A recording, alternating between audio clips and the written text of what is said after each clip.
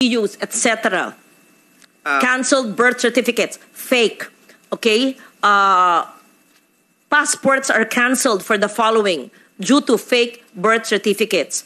These are not applying, but if they apply, no, they cannot. So that we're forewarning other government agencies and maybe your satellite offices na hindi sabi nyo manned by DFA but sometimes outsourced, dyan napapasukan, because I trust so much the DFA that I don't think may sindikato dyan. Napapasukan, pag satellite offices, baka hindi nyo kontrolado yung mga supplier ninyo o kung sino nakakuha ng kontratang yan mag-satellite office.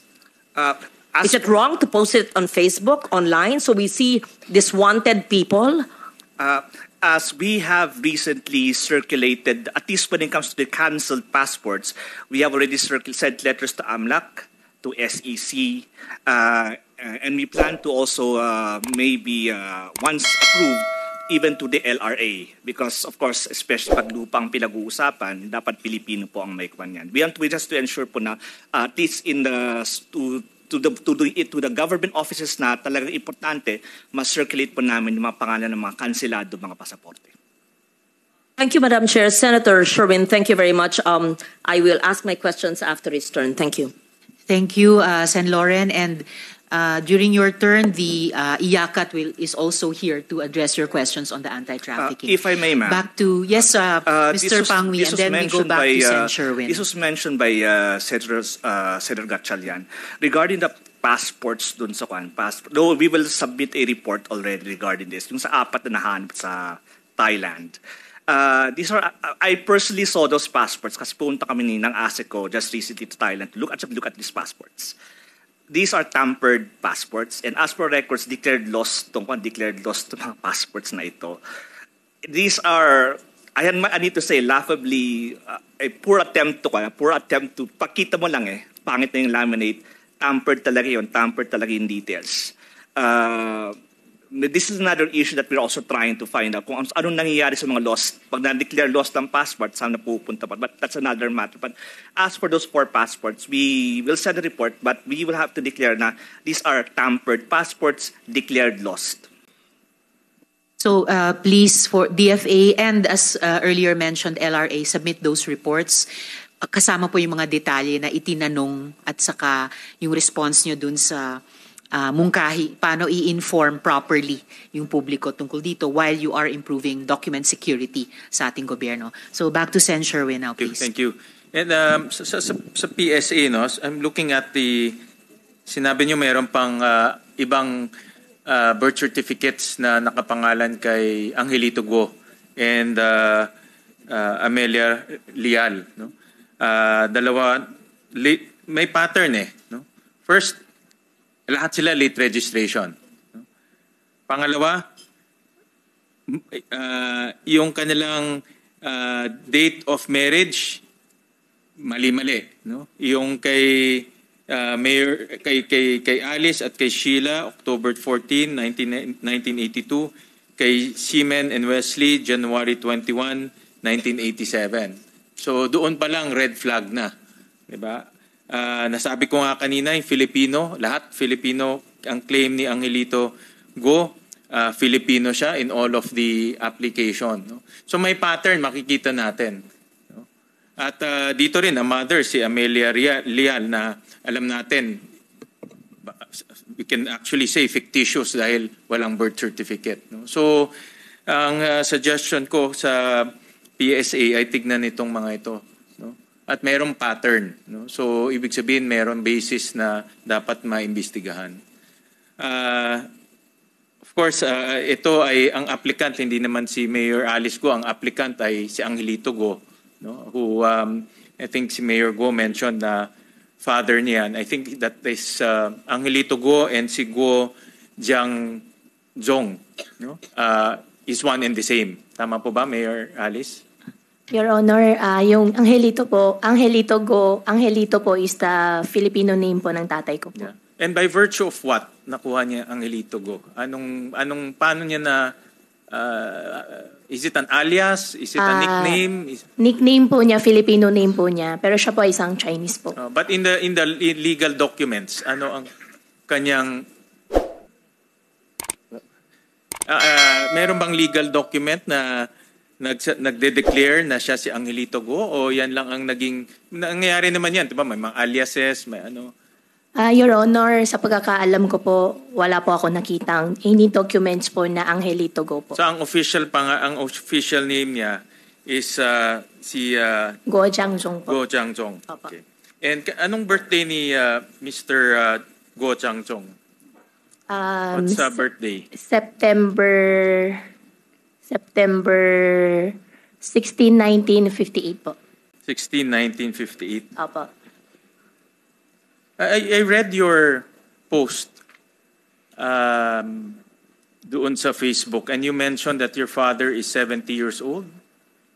And then sa interview nyo, you also said 70 years old? Ang nasabi ko po, yung tatay ko, almost 70 years old na po. Medyo matanda na po. If you run the numbers, 1958 is only 66.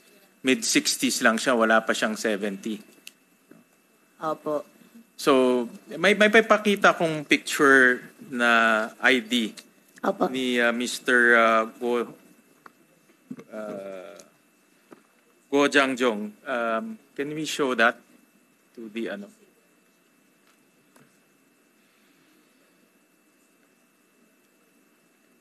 Since siya kasi yung nag-file nitong itong birth certificate mo, gusto rin namin makilala kung sino siya. So, ito ba siya?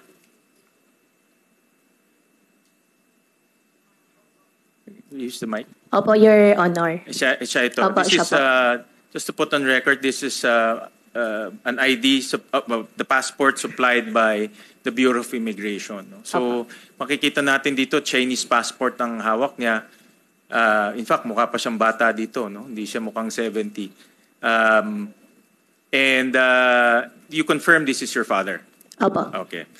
Ano ang trabaho niya dito sa Pilipinas? Your Honor, meron po siyang embroidery po. Embroidery business. Opo. Yan ang masasabi. Napakita ng ating share, marami ko yung kumpanya. No? Binilang namin parang 8 companies. No? So, at least 8 companies. Ito bang embroidery is your main business? Kasi narinig ko rin kanina, may mga sinara, may mga hindi tinuloy.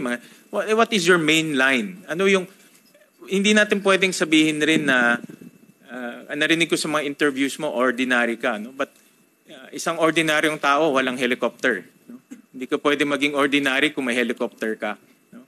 At ang salian mo is almost, in terms of assets, maabot ng 300 million. No? So that's an ordinary person. So ibig sabihin, meron kayong kakayahan, which is fine. No? Kung may negosyong legitimate, wala namang problema doon. Ngayon, ano ba ang main business niyo na nakakapagbigay sa inyo ng may mga assets nyo sa Salen at iba pang mga assets? May main business na kumikita para sa inyo? Your Honor, yung sa tatay ko po, yung embroidery, tapos may farm po kami. Embroidery and farm. Opo. And what's the name of the embroidery? QJJ Embroidery po. Embroidery. Ito yung nasa Valenzuela, di ba? Marilao po. But at one point in time in Valenzuela. Opo. Okay. And then QJJ Farms. Opo. Okay. And then, but your father, ano ang kanyang responsibility, anong kanyang trabaho dito sa dalawa? Oversea po. Oversea siya. Opo. Siya ba yung nagbebenta? Anong binebenta ng embroidery? Anong produkto ng embroidery? Embroidery po, yung tahi po. So, nag-embroider kayo para sa... Kayo ang embroidery lang, nag-embroider, di ba? Opo, yung embroidery po, parang po siyang subcon service po. Darating po yung either cut part po, at dun po i-embroider kung ano po ang ilalagay po dun sa tela. Okay, and then sa farms? Sa farm po, baboy po. Baboy. And Opo. itong dalawa kumikita? Opo. Masasabi mo ba na itong dalawa ang bumubuhay sa inyong pamilya?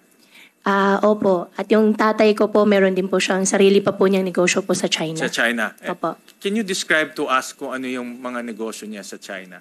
Ang negosyo po niya sa China, fabrics po at embroidery pa rin po. Fabrics and embroidery. Opo. And ganun rin ba anong klaseng, can you describe to us ano yung fabrics and embroidery business niya doon?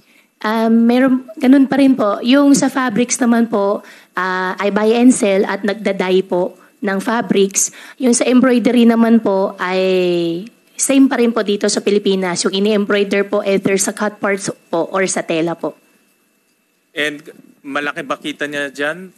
Wala kaming documents because it's in China. But in your opinion, yan ba ay malaki pang kita niya dyan sa negosyo niya sa China? Your Honor, hindi po niya nadidisclose po sa akin yung exact amount po. Pero yan po yung negosyo pa po niya nung bata pa po siya. Okay. And then, madalas ba siyang bumiyahe? Your Honor, opo. Okay. Saan siya pumupunta?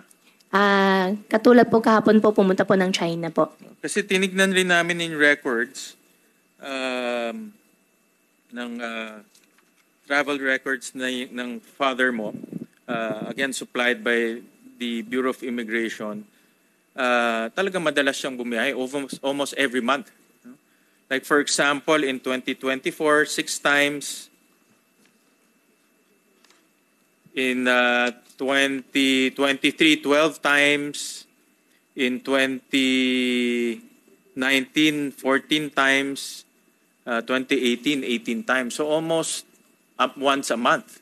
May nakita rin ako, maliit lang, may nakita rin akong isang travel niya.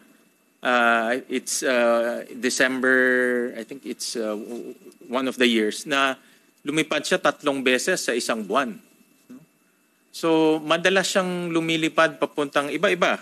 Karamihan China, like for example, in 2013, 6 times to Guangzhou, China, 2 times to Xiamen, Hong Kong, karamihan China.